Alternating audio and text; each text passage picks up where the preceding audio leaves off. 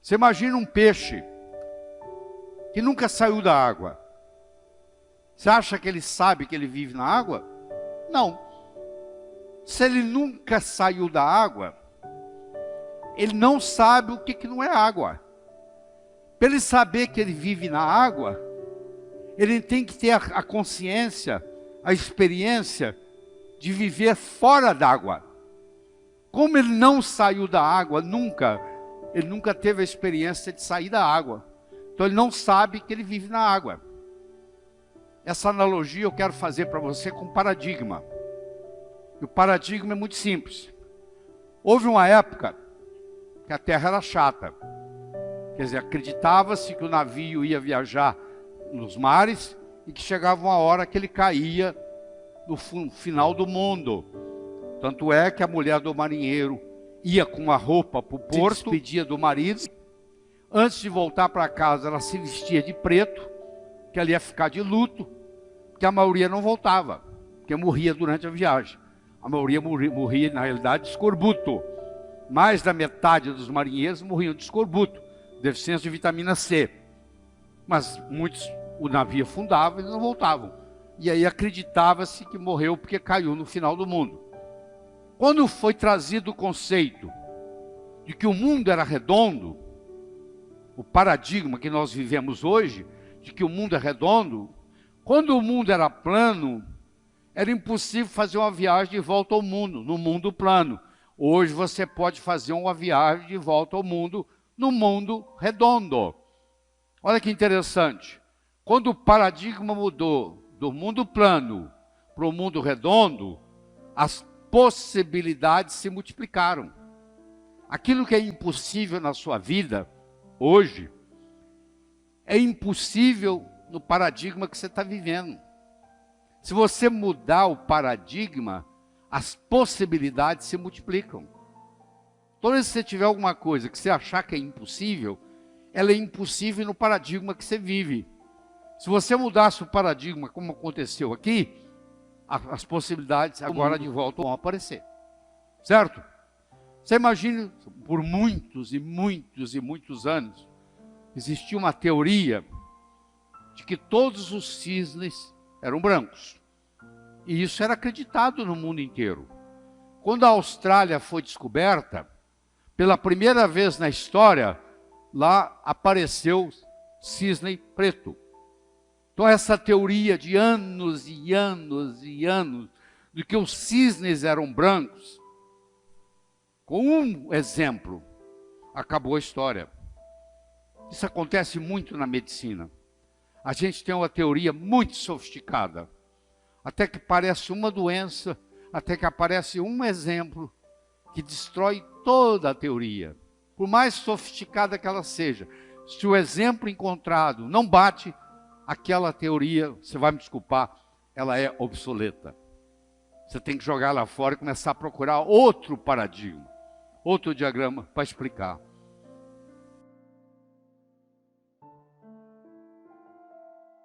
Não conhece a causa, você não consegue reproduzir o efeito.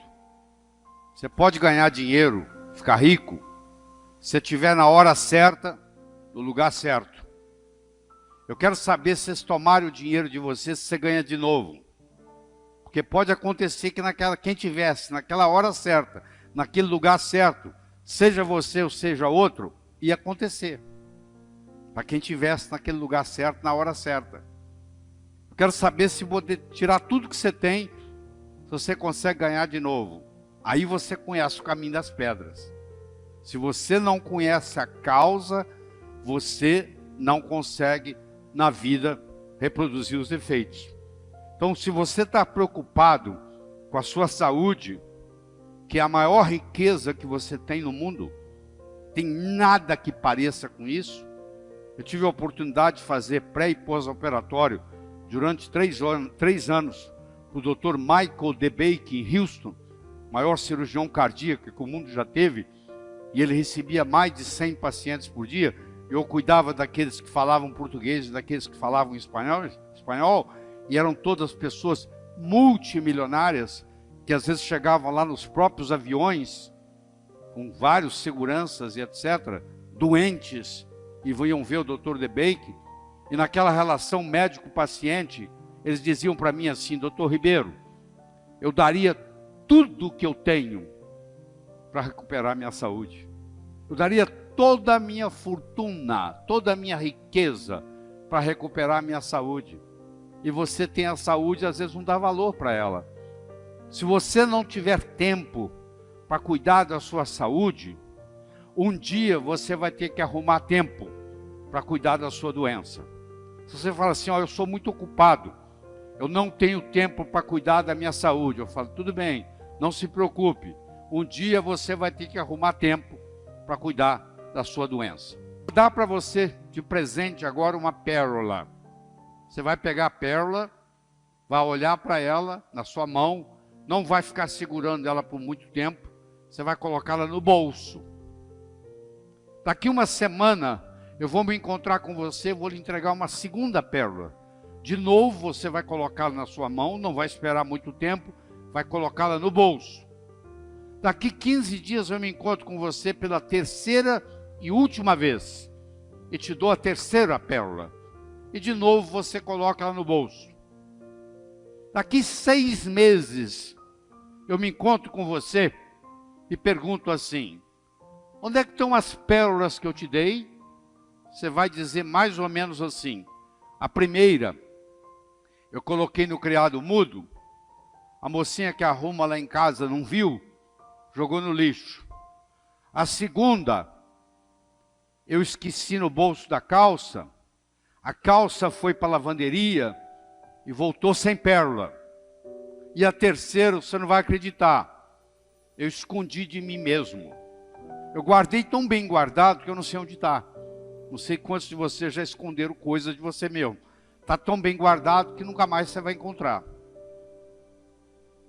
Então você imagina o seguinte: se ao invés de eu lhe dar essas pérolas, que você perdeu as 3, eu lhe desse de presente um fio de nylon, e orientasse você para colocar as pérolas no fio de nylon, e fizesse um colar, e eu me encontrasse com você daqui 6 meses, e perguntasse para você assim: onde é que estão aquelas pérolas que eu lhe dei?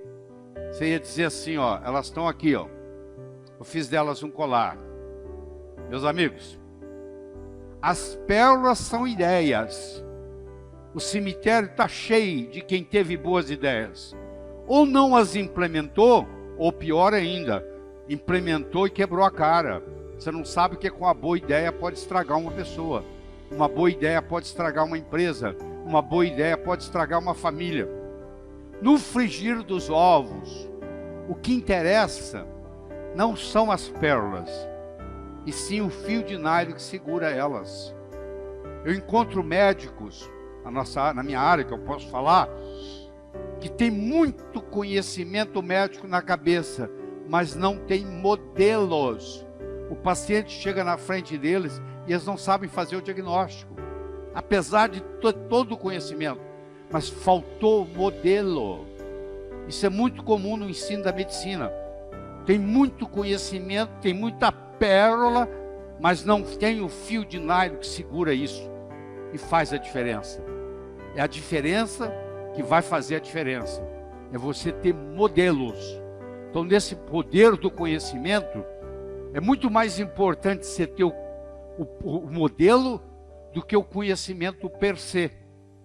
Porque o modelo vai ficar ali com você pro resto da vida, enquanto que a informação, ela desaparece do seu cérebro.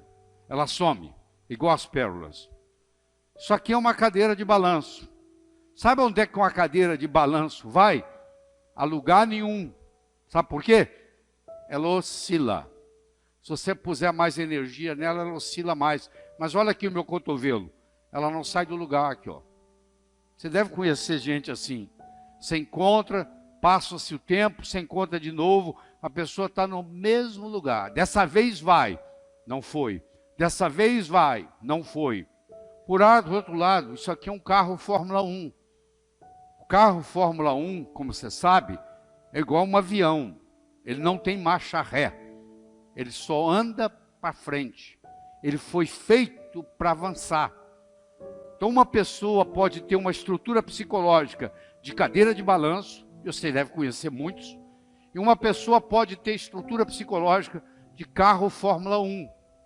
Se a pessoa tiver uma estrutura psicológica de cadeira de balanço, a primeira coisa que eu tenho que fazer com ela é mudar a estrutura psicológica dela. Porque o conhecimento advindo de fora não vai resolver o problema.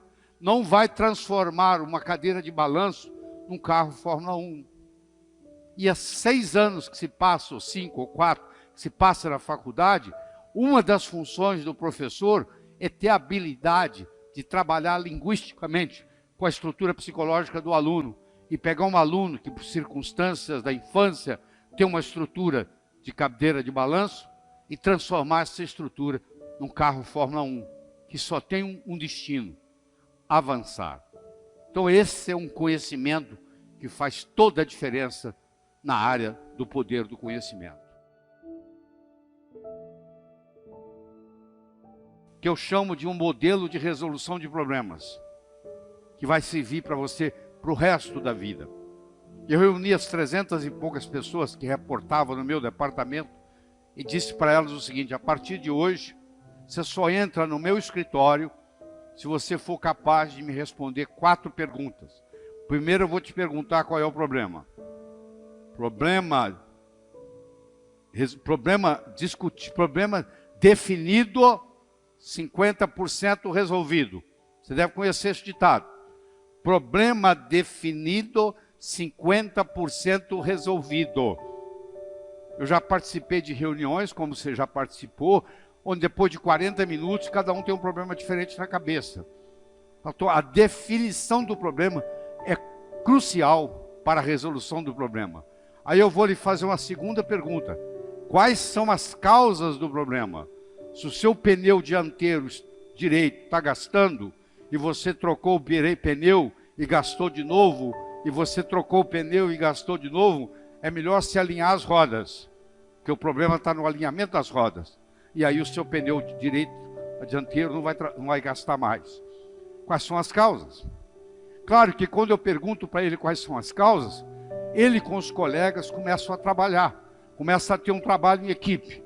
Terceiro, eu vou perguntar para você quais são as possíveis soluções. E de novo, o trabalho em equipe vai surgir, porque um vai conversar com o outro, vai perguntar para o outro, vai ligar para um consultor. E finalmente eu vou te perguntar qual é, na sua opinião, a melhor solução. Olha que interessante. O sujeito está pronto para ir na minha sala, bater lá para me incomodar. Aí ele diz: bom, Lair vai me fazer 4 perguntas. Ele vai me perguntar qual é o problema, quais são as causas do problema, quais são as possíveis soluções e, na minha opinião, qual a melhor. Bom, qual é o problema? Ele vai definir. Problema definido, 50% resolvido. Ele vai ver quais são as causas, ele vai conversar com os colegas. Ele vai identificar as causas. Ele vai ver quais são as possíveis soluções. Ele vai ligar para um consultor e perguntar o que ele acha. E, finalmente, ele vai decidir, na opinião dele, qual é a melhor solução. Sabe qual a conclusão que vai chegar? Não preciso ir lá no Lair. Olha, eu mesmo resolvi. Então, parou de vir gente me incomodar durante o dia, porque eles aprenderam a fazer isso. Leva isso aí de presente, porque isso aí, em qualquer situação, pessoal ou profissional, vai alavancar o que você tem de conhecimento na vida. Tá bom?